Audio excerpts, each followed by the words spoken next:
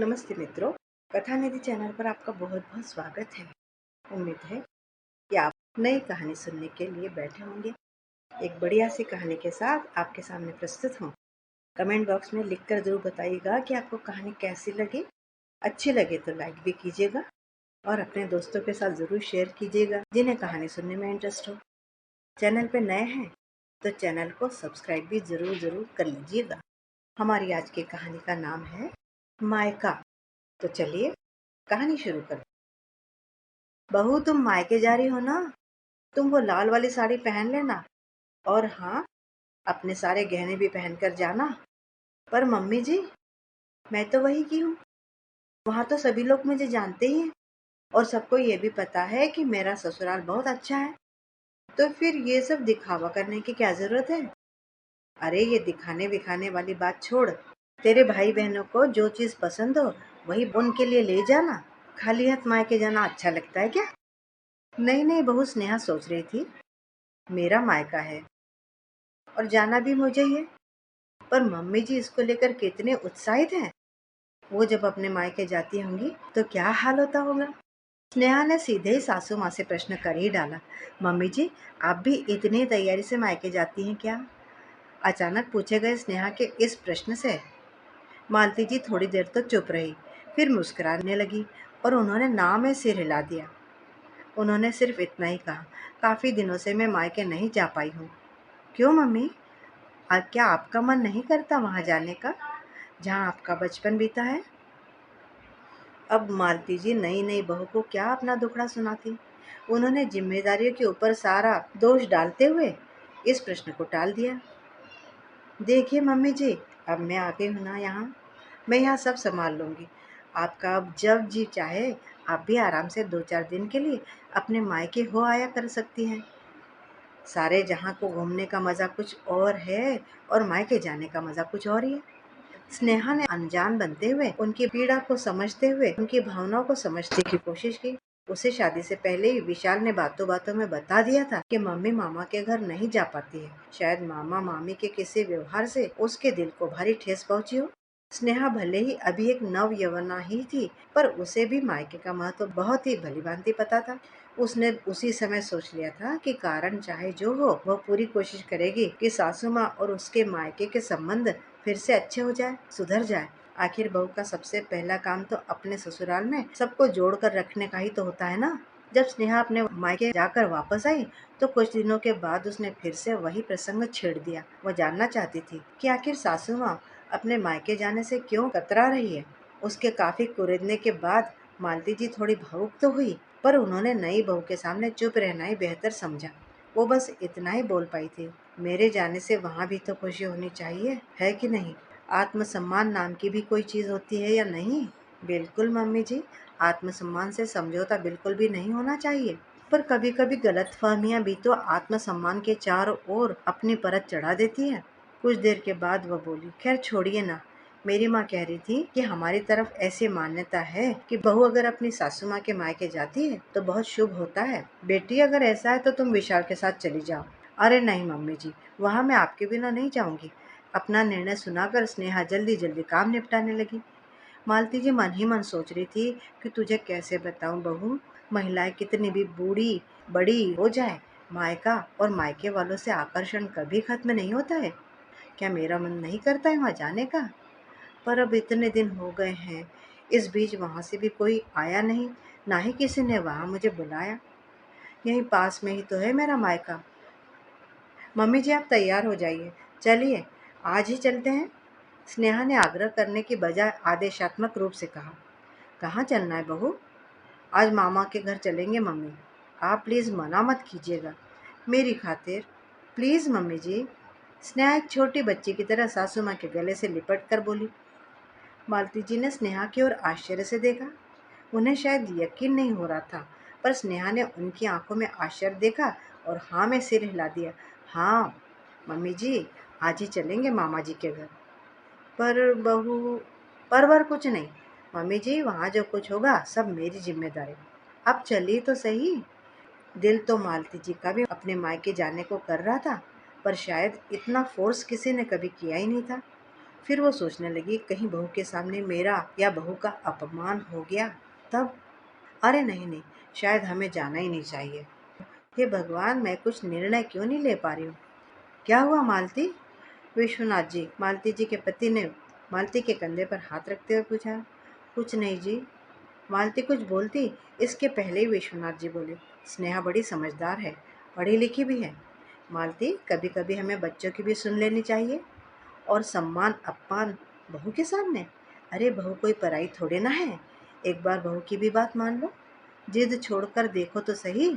शायद यही तो मालती जी भी चाहती थी। वह झट से रसोई में गई और बोली, बहू, सवेरे नाश्ते में तुमने जो ढोकला बनाया था वो बचा है क्या? उसे ही फ्राई कर लेती हूँ, भैया को बहुत पसंद है। और ये कच्ची मूंगफली भी रख लूँ क्या? इसे उबालकर हम सब भाई बहन बहुत खाते थे। ठीक है मम्मी जी, और कुछ चाहिए तो विशाल जी से बोल दीजिए, वो बाजार से भी लेकर आ जाएंगे।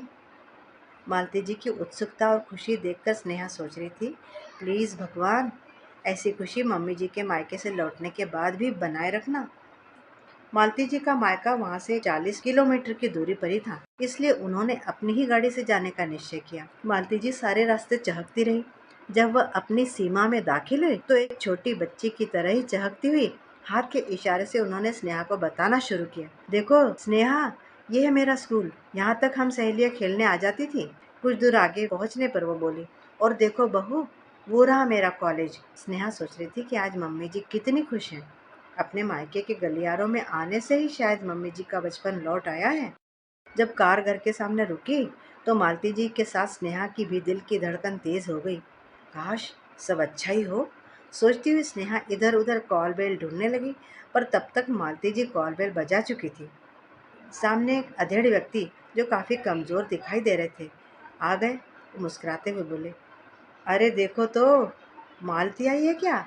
वर्षों बाद भैया के मुंह से अपना नाम सुनकर मालती जी भावुक हो गई। बाहर शोरगुल सुनकर अंदर से एक अधेड़ उम्र की महिला भी पल्लू से हाथ पोंछते हुए बाहर आई और मालती जी को बड़ी ही आत्मीयता से गले लगाते हुए बोली, अरे अंदर तो आइए ननद जी। मालती जी ने जैसे ही अंदर आने के लिए कदम उठाया, कमजोर से दिखने वाले व्यक्ति, जो और कोई नहीं मालती के भाई मलय ही थे, उन्होंने बस एक मिनट कहकर मालती का हाथ पकड़ा और फुर्ती से बगल वाले घर में जाकर बोले, देखो तो, मालती आई है।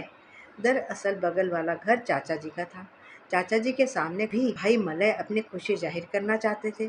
चाचा और चाची जी मलय और मालती को हाथ पकड़कर एक साथ देखते हुए उनका वह बचपन याद करने लगे, जब मालती और मलय पूरे मोहल्ले हाथ पकड़कर ही साथ साथ दौड़ा करते थे।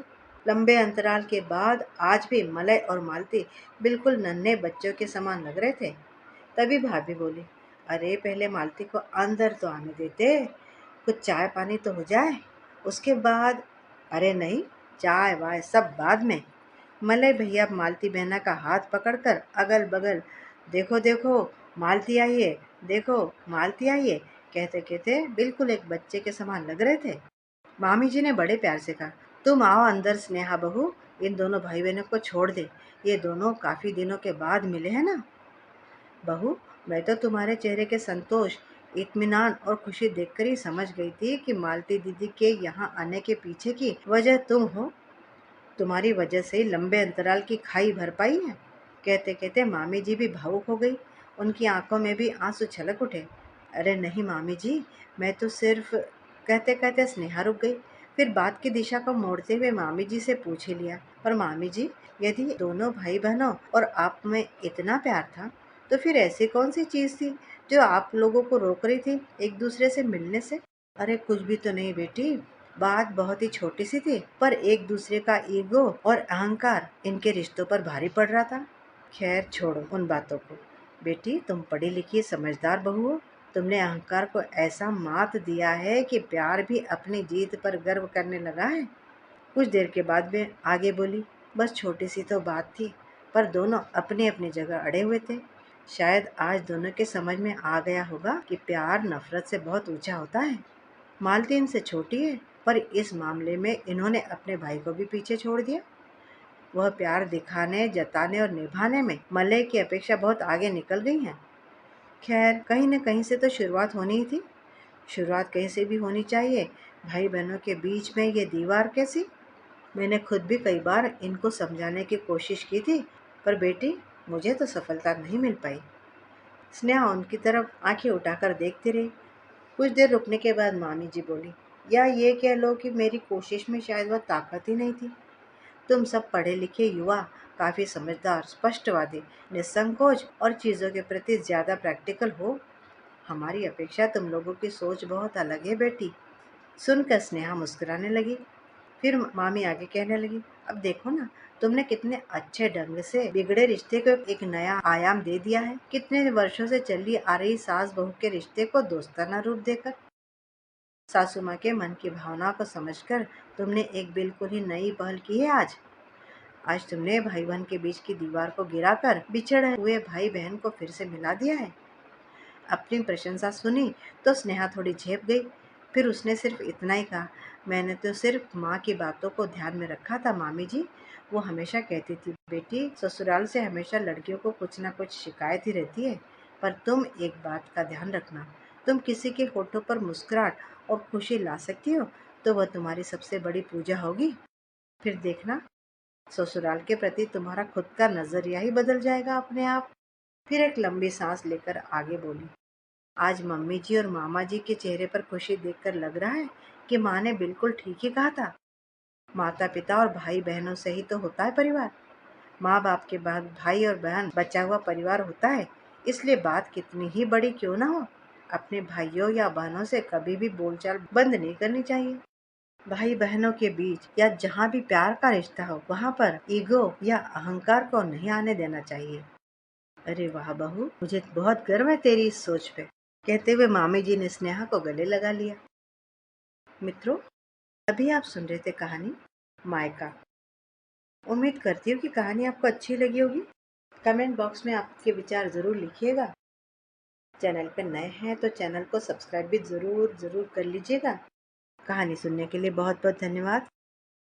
मिलती हूँ जल्दी ही ऐसी ही एक और बढ़िया सी कहानी के साथ। तब तक विदा। आपका दिन शुभ हो।